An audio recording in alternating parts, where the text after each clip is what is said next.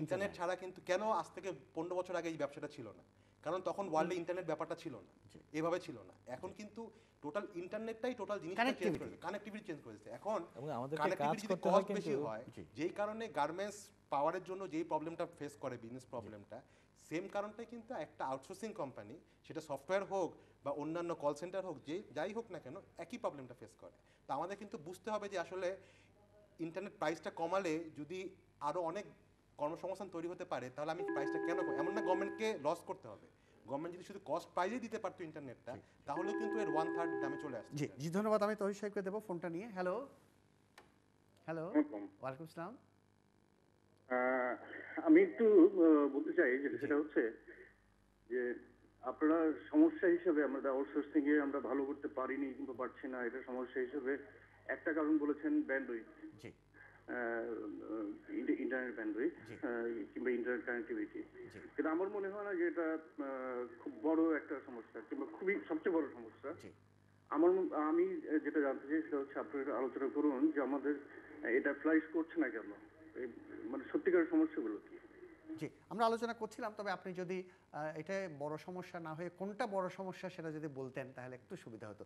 আমি মনে করি আসলে এটা একমাত্র সমস্যা না, আর অনেক সমস্যা আছে, এবং স্কিলের বা এইচআর সমস্যাটা বড় সমস্যা, এবং হয়তো ব্র্যান্ডিং এর সমস্যা, যেটা তো আমরা আলোচনার মধ্যে আসবো, সেটা একটা বড় সমস্যা। জি, তো হিসেবে যেটা আমি আমার প্র্যাকটিক্যাল ইয়ে থেকে এক্সপিরিয়েন্স থেকে বলছি যে আমার ঢাকা অফিসের ছেলেদেরকে ডালাস অফিসের সার্ভারে কানেক্ট করেই কাজগুলো করতে হয়। জি, মানে যখনই আপনার ইন্টারনেট না থাকবে বা অসুবিধা হবে তখনই তারা ডিসকানেক্টেড, তারা জাস্ট কম্পিউটারে রেখে বসে থাকবে, আর কিছুই না। মানে ইলেকট্রিসিটি যেগুলো আমরা মানে মুভমেন্ট করতে পারি না, ঠিক একইভাবে কানেক্টিভিটি না থাকলে আমাদের কোনো কাজ হয় না অফিসে। কিন্তু ইলেকট্রিসিটিও তো একটা প্রবলেম হতে পারে মনে হয়। ইলেকট্রিসিটির প্রবলেম যেটা হচ্ছে যে আমরা সামহাউ প্রাইভেটলি এটাকে একটা সলভ করার একটা ওয়ে আছে, জেনারেটর দিয়ে। তারপরে আমরা মানে লাস্ট এফোর্ট হচ্ছে যে আমি ল্যাপটপ ইউজ করতেছি অফিসে, যে ঠিক আছে এখন থেকে তোমার ল্যাপটপ অন্তত 2 আওয়ার্সের ব্যাটারি লাইফ আছে, অথবা আমরা এটা কন্টিনিউ করতে পারবো। কিন্তু কানেক্টিভিটি গেলে আমি কোনো অবস্থাতে কিছু করতে পারবো না। জি জি, ধন্যবাদ। এই আমরা প্রবলেমগুলো আইডেন্টিফাই করতে পারলাম।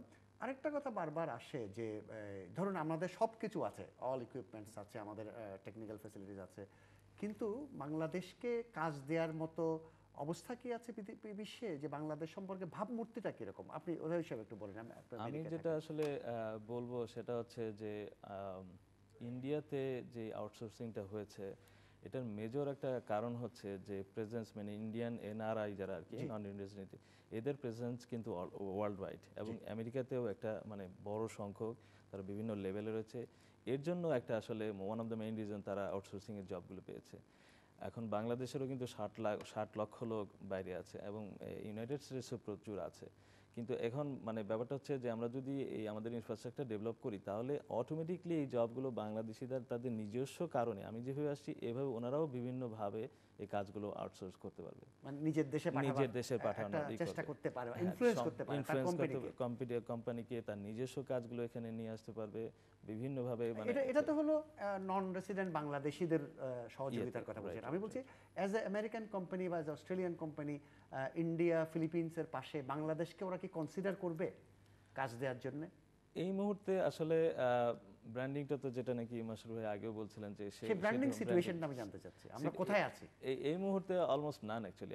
আমি জানি না যে বাংলাদেশকে ওইভাবে ওরা এখনো দেখে কিনা, কিন্তু আবার কিছু কিছু ক্ষেত্রে যেমন বিডিং যেগুলো সাইটগুলো আছে, ইল্যান্স বা গেটে কোডার, যেখানে নাকি প্রচুর আউটসোর্স কাজ বাংলাদেশ থেকে হচ্ছে, ওখানে কিন্তু বাংলাদেশ বেশ ভালোই করছে।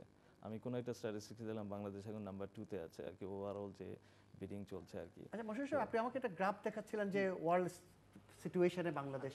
এক্স্যাক্টলি, এই ক্ষেত্রে আমি মনে করি আসলে হ্যাঁ, প্র্যাকটিক্যাল সিচুয়েশন কিন্তু থাকবে, যেটা আমরা হয়তো খুব তাড়াতাড়ি চেঞ্জ করতে পারবো না, চেষ্টা করবো অফকোর্স, আস্তে আস্তে এগোবে। কিন্তু তারপরেও কিন্তু ব্র্যান্ডিং এমন একটা জিনিস যেটা আসলে অনেক সময় কিন্তু we can achieve by actually doing some strategic things.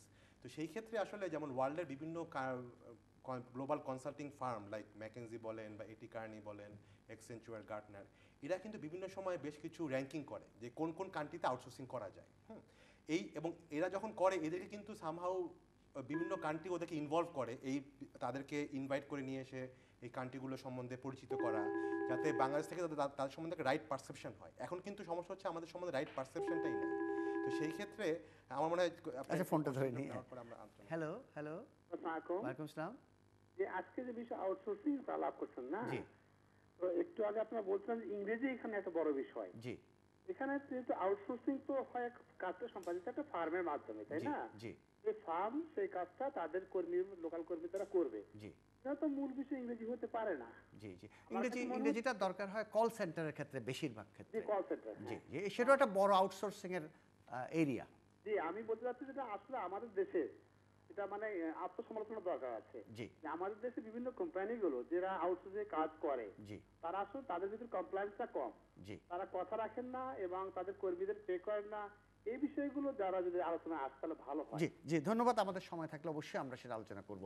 একটু বলে আসলে এটা অনেকের ভুল ধারণা যে কল সেন্টারে শুধুমাত্র ইংরেজি দরকার হয়। আমি মনে করি আসলে বেশি দরকার হয়। হ্যাঁ, বেশি দরকার হয়, কিন্তু সব ক্ষেত্রে সে আমি উদাহরণ দেখা, ইভেন সফটওয়্যার কোম্পানি তার প্রোগ্রামার কিন্তু তার যে প্রজেক্ট ম্যানেজার সে হয়তো থাকে নিউ ইয়র্কে, তার সাথে তাকে যোগাযোগ Communicate করতে করতে হবে। হবে, জি, exactly. এখন সে যদি ইংলিশটাই কিছুটা না পারে, তাকে যে খুব দক্ষ হতে হবে তা না, কিন্তু মিনিমাম একটা কমিউনিকেশন স্কিলস তার থাকতে মানে হবে। তার ইংরেজির উপর নিউ ইয়র্কের এমপ্লয়ারের আস্থা থাকতে হবে। শুধু এমপ্লয়ার না, অনেক কাজগুলো হয় ওইখানে কোম্পানির একটা অংশ থাকে, এখানে কোম্পানির আরেকটা অংশ থাকে, জি। তার সুপারভাইজার থাকে হয়তো ওইখানে, জি। যে হয়তো একজন ইংরেজি জানার লোক, সেই ক্ষেত্রে কানেক্টিভিটি ইম্পর্টেন্ট। আচ্ছা, তো ইমেজের কথা বলছেন। ইমেজের কথা, তো সেই Brand. ক্ষেত্রে আসলে ব্র্যান্ডটা কিন্তু তৈরি করার জন্য সরকারকে একটা বিশাল, ইনফ্যাক্ট সরকার কি মানে উদ্যোগ নিতে হবে। কেননা যেটা বললাম যে বিভিন্ন গ্লোবাল কনসাল্টিং ফার্ম বা অপিনিয়ন লিডার্স বা জার্নালিস্ট যারা বিভিন্ন কান্ট্রি সম্বন্ধে তাদের কমেন্টস করে বা র্যাঙ্কিং করে, ওদেরকে কিন্তু আমাদের কান্ট্রিতে নিয়ে আসতে হবে বা আমাদের এখান থেকে ডেলিগেশন ওখানে যেতে হবে, এবং এগুলির জন্য কিন্তু প্রচুর ইনভেস্ট করতে হবে। যেমন আমি একটা উদাহরণ দিই, আমার সামনে একটা র্যাঙ্কিং আছে, এটি কার্নি একটা র্যাঙ্কিং করে, যেটা সারা ওয়ার্ল্ডের বিভিন্ন কর্পোরেটরা দেখে। সেই ক্ষেত্রে অবভিয়াসলি ইন্ডিয়া, চায়না 1 নম্বর বা 2 নম্বরে আছে। তা এখানে প্রথম 30টা কান্ট্রির মধ্যে অনেক আফ্রিকান কান্ট্রি আছে, যারা আসলে আমাদের জানা মতে ওইসব কান্ট্রির ইনফ্রাস্ট্রাকচার বলেন বা এইচআর বলেন আমাদের থেকে অনেক কম, কিন্তু তারা কিন্তু প্রথম 30টা কান্ট্রির মধ্যে ঢুকে গেছে, বিকজ তাদের সরকার লবির জন্য, এটা লবি বলেন, তাদের একটি ইনিশিয়েটিভের জন্য বলেন, ইনভেস্টমেন্টের জন্য বলেন, তারা কিন্তু ওইসব কান্ট্রির র্যাঙ্কিং চলে আসে। আনফর্চুনেটলি এই র্যাঙ্কিং কিন্তু বাংলাদেশ নেই। বাংলাদেশ কত নম্বর এখানে? ইনফ্যাক্ট বাংলাদেশের নেই ওই র্যাঙ্কিংয়ে, 50টা মতো কান্ট্রি ছিল, ওর মধ্যে বাংলাদেশ নেই। এটা তো খুব গুরুত্বপূর্ণ একটা তথ্য। আমরা ফোনটা নিয়ে একটা আলোচনা করবো এটা নিয়ে। হ্যালো, আসসালামাইকুম। ওয়ালাইকুম আসসালাম। আমি বিজ্ঞ আলোচকদের কাছে একটা জিনিস মানে কিছুদিন আগে যে ফোনটা দিলেন উনি, এই কথাটা সত্য, কারণ আমি নিজে একজন প্রোগ্রামার, আমি একটা মাল্টিনেশনাল জব করি এবং কিছু আউটসোর্সিং এর কাজ করি। জি তো মূলত যেটা হচ্ছে আমাদের আউটসোর্সিং এর কোনো ইনস্টিটিউট নাই, জি যে একটা ইনস্টিটিউট বেস কোনো, আর একটা যেটা হচ্ছে ইংলিশ প্রবলেম, একজন মিডিয়া ইংলিশ হইতে পারে, বাদ বাকি প্রোগ্রামার এক্সপার্টাইজ আমাদের দেশে অনেক আছে, জি বাট ওই কথা রেখে কাজটা ঠিক মতন ডেলিভারি দেওয়ার মতন না থাকার কারণের জন্য আমাদের ক্লায়েন্ট গুলো হারাই যাচ্ছে, যা জি। পার্শ্ববর্তী দেশগুলো এগুলা মানে মূলত নিয়ে নিচ্ছে। এটা হলো বেসিক্যালি মেন প্রবলেম আমাদের দেশে। জি ধন্যবাদ। যা তহিদ কোনো মন্তব্য করবেন যে আমরা প্রোগ্রামারদের প্রতি? এই ব্যাপারটা আসলে খুব ইন্ডিভিজুয়াল লেভেলে হচ্ছে, যেটা এলায়েন্স বা যেসব বিডিং সাইটগুলোতে যেগুলো হয়, এগুলো মানে সাধারণত খুব মানে দুজনে মিলে বা বন্ধু মিলে কাজ করতেছে, ওরা পারতেছে না, এটা মানে ঠিক কিন্তু আরো ওভারঅল প্রতিষ্ঠান হিসেবে? প্রতিষ্ঠান হিসেবে আমি as far I know I don't think so এটা হচ্ছে আর কি। জি ধন্যবাদ। বসির সাহেব যেটা বলছিলেন যে ব্র্যান্ডিং এর জন্য সরকারকে উদ্যোগ নিতে হবে। এক্স্যাক্টলি। তো সরকার রিসেন্টলি কিছু উদ্যোগ নিয়েছে যেটা আমাদের জানা মতে, এবং আমরা এটাকে স্বাগত জানাচ্ছি, এবং বেজিসের পক্ষ থেকে আমরা সরকারের সাথে এখানে ক্ষেত্রে কাজও করছি। যেমন সরকার তো যেটা ট্র্যাডিশনালি করে, বিভিন্ন ফেয়ারে বিভিন্ন সময় পার্টিসিপেট করে, কিন্তু আমরা মনে করতেছি শুধু ফেয়ারে পার্টিসিপেট করলেই হবে না, বাইরের যেসব অপিনিয়ন লিডার বা যেসব কনসাল্টিং ফার্ম আছে ওদেরকে বাংলাদেশে নিয়ে আসতে হবে। ওদের মাধ্যমে হয়তো আমরা কোনো স্ট্র্যাটেজি পেপার করতে পারি, মার্কেটিং ইমপ্লিমেন্টেশন প্ল্যান করতে পারি, সেগুলো দিয়ে কিন্তু আমরা ওদের র্যাডারেও থাকতে হবে। সমস্যা হচ্ছে আমরা ওদের র্যাডারে যদি থাকি তাহলে কিন্তু জাস্ট আমি এই জন্য বলছি যে ইন্ডিয়া যেই কারণে সাকসেসফুল, ওই কারণগুলো ওরকম না থাকলেও সিমিলার কারণগুলো কিন্তু বাংলাদেশের আছে। ইন্ডিয়ার একটা বড় সমস্যা সুবিধা হচ্ছে ডেমোগ্রাফি। ওয়ার্ল্ডের এত ইয়াং পপুলেশন কোনো কান্ট্রিতে নেই, এবং ওদের ইংরেজিটা ওয়ার্কেবল ইংলিশ জানে, এবং আইটি স্কিলটা দেখেন, এই তিনটাই আমরা যেহেতু একসময় একটা কলোনির পার্টে ছিলাম এক কারণে, সেম এডুকেশন সিস্টেম কিন্তু আমরাও ইনহেরিট করেছি। ওদের ডেমোগ্রাফি যেটা, ওদের দেশে যে young population, huge number of young population আমাদেরও আছে। ওদের লোকজন যেরকম করে খুব তাড়াতাড়ি কোনো নতুন টেকনোলজি শিখে, আমরাও কিন্তু একইভাবে শিখি। কিন্তু কেন আমাদের এই ডিফারেন্সটা আছে? কেননা ইন্ডিয়ানরা নিজেদেরকে ওইভাবে ব্র্যান্ড করতে পেরেছিল। তো এবং এরা একটা অবভিয়াসলি যারা এনআরআই ছিল তাদের একটা ভূমিকা ছিল, বাট তারা কিন্তু একটা জিনিস নিয়েছে এবং যেটার উপর তারা ব্যাংক করেছে। আমাদেরও কিন্তু সাকসেসফুল এনআরবি প্রচুর আছে, এই শুধুমাত্র ইউএসএতেই প্রায় 10,000-এর বেশি আইটি প্রফেশনালস আছে।